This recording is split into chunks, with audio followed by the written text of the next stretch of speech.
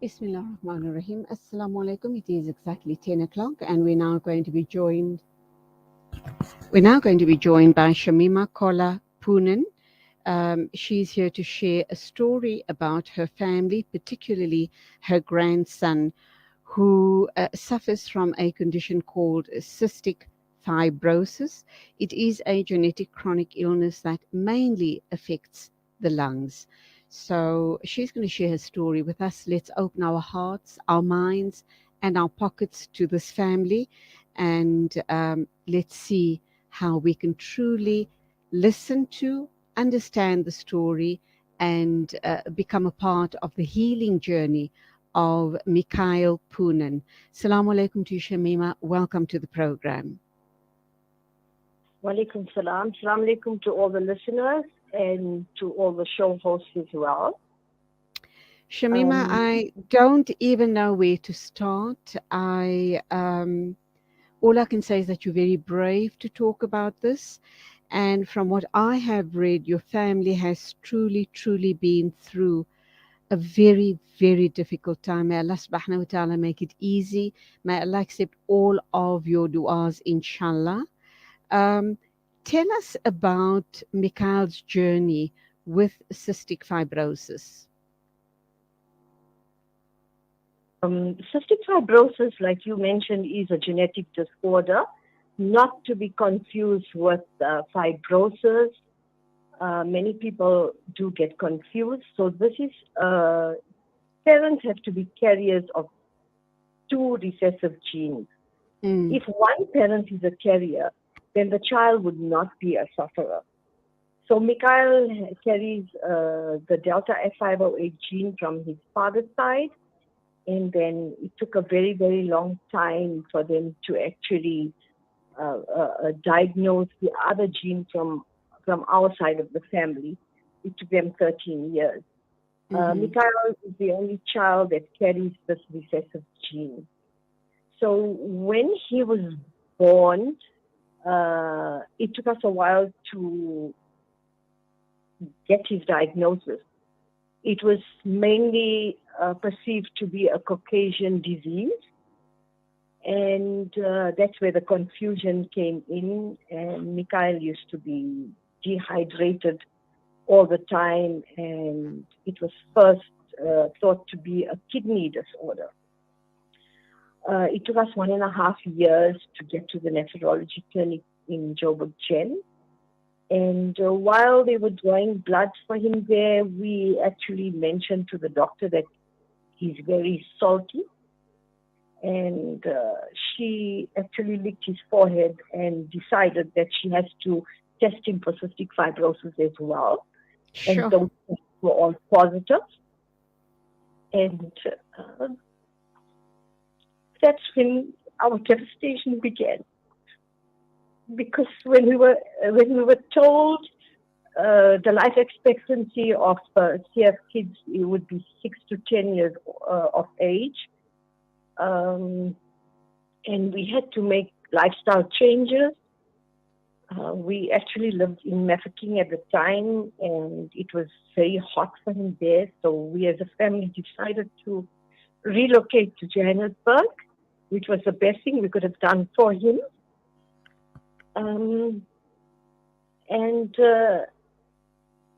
We've been experiencing hospitalization after hospitalization. With cystic fibrosis children, they aren't able to eat. Mikaeel was tube fed for 3 years, from the age of 3 to 6. He had numerous sports in to give him his IV medication. My daughter, his mom, Leila, and I learned how to do the IV at home. So if he was not hospitalized, then we would do it at home. So we had to learn how to do physio. That gets done twice a day. So it's just been a very, very long journey, nebulizing twice a day. It takes us an hour at a time to do that. Mikaeel is not able to digest his food. Cystic fibrosis affects the digestive system as well. So he has to take medication before he has anything, whether it's a snack or whether it's food. And Things you and I take for granted all the time, Shamima. We yes, don't even give it a second thought when we, walk past the table and pick up a handful of nuts or a fruit and go and snack on it. That just goes to show how we take our very precious conditions in our lives for granted. Mikaeel is now 19 years old. He's a young adult. How does he respond to this ongoing treatment by you and his mother? Um, and what's his, how does he respond to all of this? Does he question why me? And how does he adapt to all of these ongoing hospital visits, hospital stays, this continuous regime of medication? That's all he knows about his life. He doesn't know anything different. How does he respond and how has it impacted on his personality? he is a very positive child. Like you said, he doesn't know any other life besides this. Um, from time to time, he rebels and doesn't want to be compliant with the physio when they're nebulizing and so on. So we have to be on top of things. And we have lots of arguments from time to time, but at the end of the day, he knows that is what he has to do. Like before COVID, we were quite used to sanitizing, masks, and so on. So when COVID hit, that was quite a normal thing for us in our household. Social distancing was a thing for him. He was not able to go to school. We homeschooled him for a while. He lost out on socializing at that time. And then we decided to put him back into mainstream schooling, which was the best thing we could have done for him. At Greenside Primary and Greenside High, the teachers were very good. Principal was excellent. There were times when he didn't go to school for months and he would get his work done at home. Like in when he had cycle test, teachers would come home to do it with him. So we have had a lot of support from family and friends. But there is a change now, isn't there, Shamima? He's 19 years old. Inshallah, there is hope. But that hope is conditional. It's about a breakthrough of new medication that is available, I think, in South America. Tell us about that and tell us what the family is doing to try and get the medication for Mikaeel, and how's that going to change his life, inshallah. Mikaeel, it's a medication that's called the Trikafta. It's manufactured by a company called Vertex in USA, right? This medication has not been made available in many countries. It is extremely expensive. It is $326,000 per year per child. It's totally out of reach.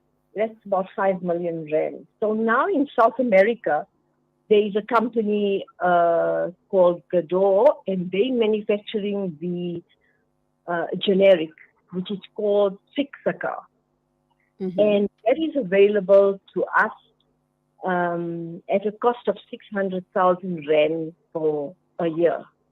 Right. And we can bring that medication in through the Section 21 of the Medicines Act, and there are other people that have done that. And we have started a fundraising campaign via Everybody. Mm-hmm. And we've had tremendous response. Alhamdulillah. And then we also have set up a private account Uh, so we are sitting at about 164,000 rand between the two accounts. We plan to get his first 6 months dosage as soon as we reach the 300,000 mark. Inshallah. So we are Where did you, you halfway there? halfway Not to the first quite. 6 months, yes. Okay. Once Shamima, where did you people hear about the medication and the availability of the medication? And who is Mikael's treating doctor? Is that doctor in agreement of the route you guys are going? Yes, it is recommended by his medical team. Okay. He is with, I'm going to mention the doctor's name. He's Dr. Alan Richard from Centon Mediclinic. Dr. David Richard, I'm sorry. Dr. David Richard from Centon Mediclinic. He's a pulmonologist. Okay. And Mikaeel was actually supposed to go on this trial about 3 years ago. And what this medication does is it will correct the delta F508 gene, which is the common gene, right? And because Mikaeel is the only other gene that he's the only one in the world that has it. The other person that had it has passed on. It was a French boy. So Vertex was quite happy to have him on the trial.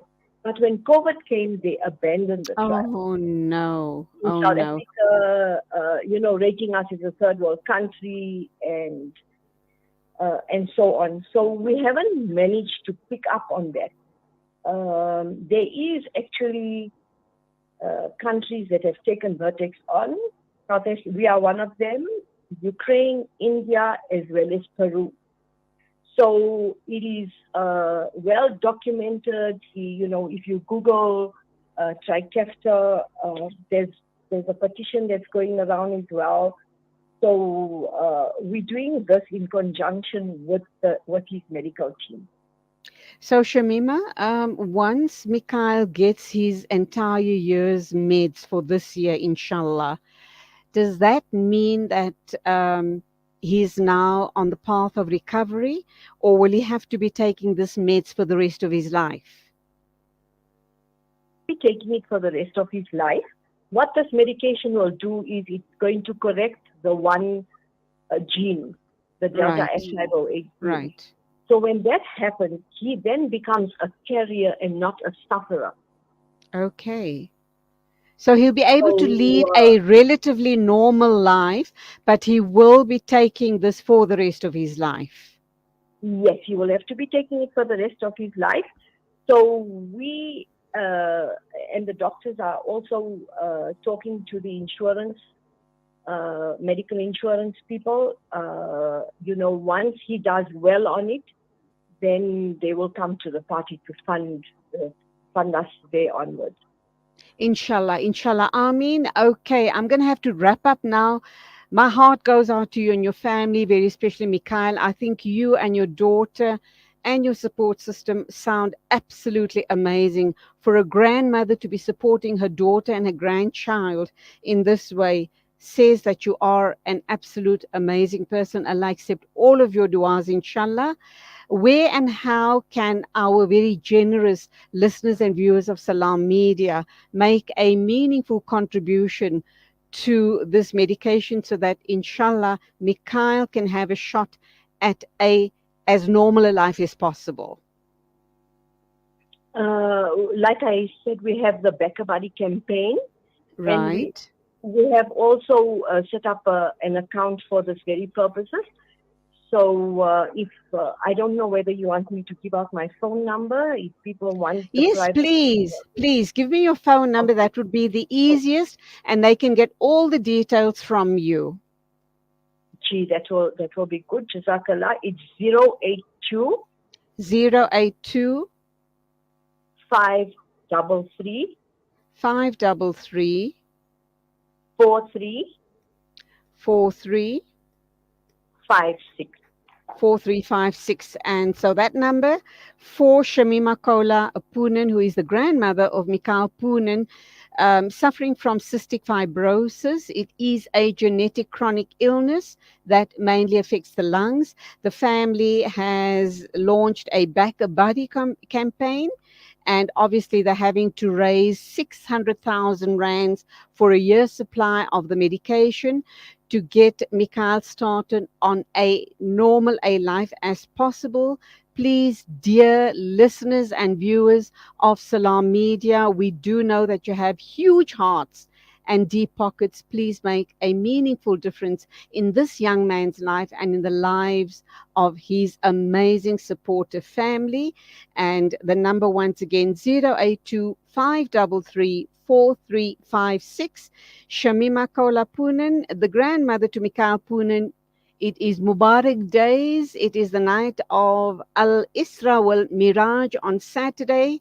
Raise your hands as we all will be doing, and inshallah, Allah will make this a reality. And we keep you in our hearts, and we continue to make dua for his total and complete recovery and for the generous contribution of all the listeners and viewers of Salam Media. Shukran so very much for talking to us. Jazakallah to Salam Media as well as to Rihanna Musaji for organizing the interview for us. We really appreciate it. And inshallah, all the du'as will be accepted. Ameen, Ameen, Thumma Ameen. Assalamu alaikum to you. It is 17 after 10 o'clock exactly. This is News and Views wrapping up. A big thank you to our producer Nasreen Naidu and Kolani, who is behind the controls. My last day, as in it's the end of my week. I'll be back with you on Monday morning, same time, same place. You will be joined by my colleague Inayat Wadi for tomorrow and Thursday, inshallah. Please stand by to listen to the beautiful recitation of Juz 24 by Sheikh Ahmed Al Ajmi. Take care on the roads. Assalamu alaikum and Khuda Hafiz from me, Julie Ali.